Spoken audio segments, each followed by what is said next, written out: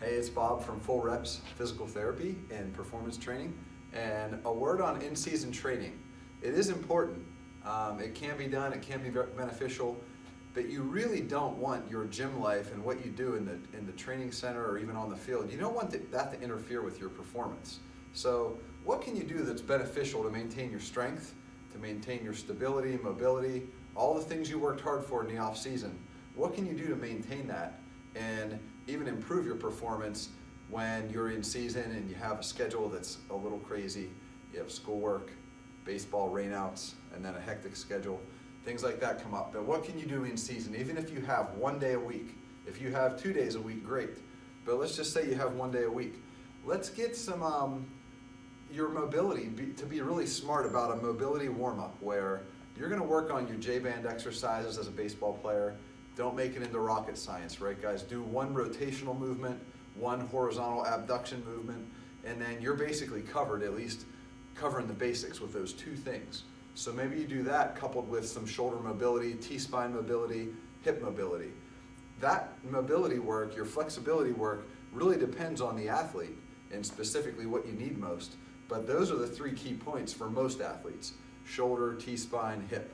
So we work on those as a warm-up, not just like ride the bike for 5 minutes. In season, that's not a great use of your time. You would really work on some specific warm-up.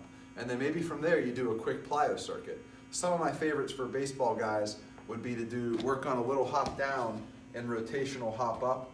It's basically like a skater hop or a hide-in, but a little higher level where you load the hip and land with no impact. But get a few powerful reps in, 3 to 5 reps on each leg. Maybe even this. This is something you're getting into squat pattern.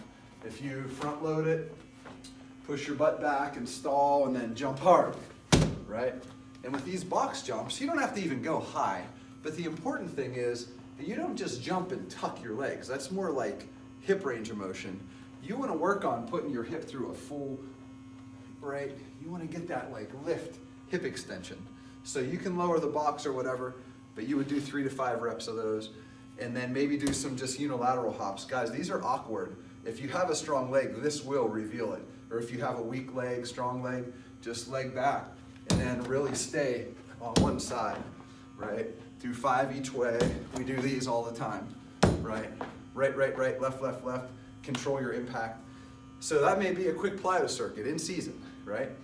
And then a third thing, let's talk about what can you do for your fundamental movement patterns to load up but not leave yourself sore. And the devil is in the details, guys, but I'll show you a few little tricks we use. So think about your hinge pattern, your deadlift, right? One thing to do is to lift the weight, to lift this weight up and then just drop it, right? You can do that. That helps avoid some soreness, and that's good.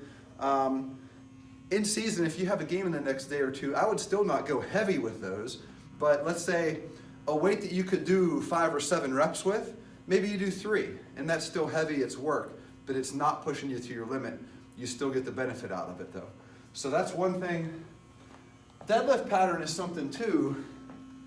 You overload the bottom of the position, but how can you overload up at the top position without going really heavy? That's a tricky thing to do. But another thing is just to do an isometric pull. So these won't leave you sore, but they really train the pattern and keep you stable and strong, right? If I lift this up and then pull, pull, and I'm driving my heels into the floor, I do a 3 to 5 second hold, just 3 or 4 reps, do a few sets of that. That won't leave you sore. Single leg movements, you probably want to avoid a lot of deep lunges and split squats. I love those, but they leave you sore. They leave your hips really tight and sore the next day or 2, even though they're good for you. But in season, you don't want that. Instead, we use like a small weight, but a large hip range of motion, and do some step-ups. Like these don't leave you nearly as sore, and you still get the benefit of that split leg work. Sometimes we do like a lateral lunge with a rotation reach, right? Here, get some IR of that hip, right? So deep.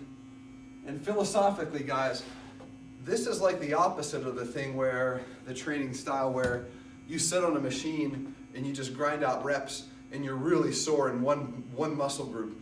In season is kind of like the opposite. You want to do things that sort of integrate everything, especially with your core stability. So that's another one. side lunge, rotation reach. For your upper body push and pull, one I love to do all the time, over here we do our arm slide or push-ups for low reps, but I mean the challenge is, I'm on my left arm here, the challenge is to keep your middle solid, right? Not twisting, not buckling. So just 3 to 5 reps each side. Challenge your middle in addition to this arm that's pushing. Those usually don't leave you sore unless you really try to overdo it. So another one, similar. Definitely a core challenge. We do these quite often. These aren't good for everybody because they are hard. But you try to hold your plank this way and then do an overhead press, stall. Right here, stall. And I'm going to be picky at looking at your core control and how your scapula is moving when you do that right to left.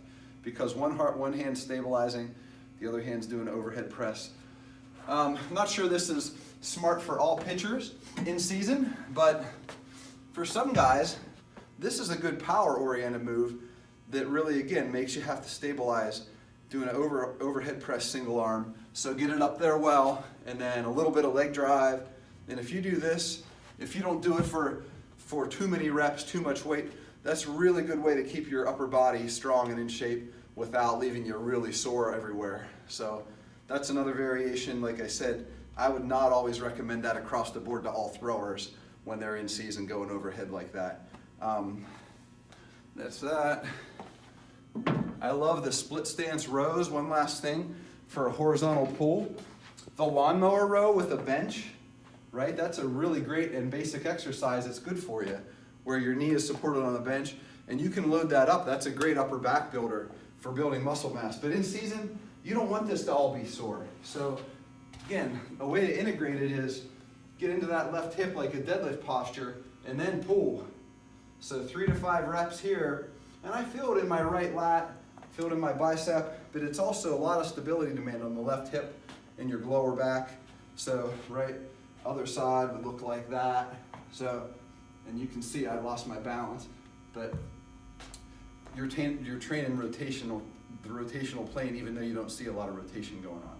So those are just some pointers for in-season training. Those are the kind of things we look to get a benefit without leaving you sore and tired for the next upcoming days, practices, and games. Okay, thanks.